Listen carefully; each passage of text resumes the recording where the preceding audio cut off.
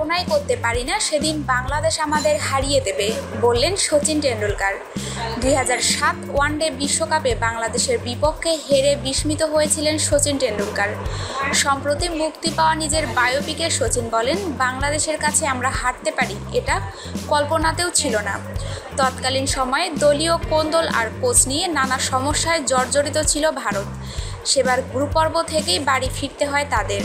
শ্রীলঙ্কা এবং বাংলাদেশের বিপক্ষে হেরে লজ্জায় বিশ্বকাপ অধ্যায় শেষ হয় দলটির। আমি বিসিসিআইকে সতর্ক করেছিলাম যে দল ভালো অবস্থানে নেই, মন্তব্য করে সচিন বলেন, দলের সিনিয়র ক্রিকেটাররা গ্রেগ চ্যাপেলের নিয়োগ নিয়ে খুশি ছিল না। সচিন বলেন, আমরা খেলতে গিয়েছিলাম ঠিকই, কিন্তু একটা দল ছিলাম না, এমনকি বোর্ডকেও সেটা জানিয়েছিলাম। আমি কখনো ভাবিনি বাংলাদেশের বিপক্ষে ম্যাচটি হারতে পারি।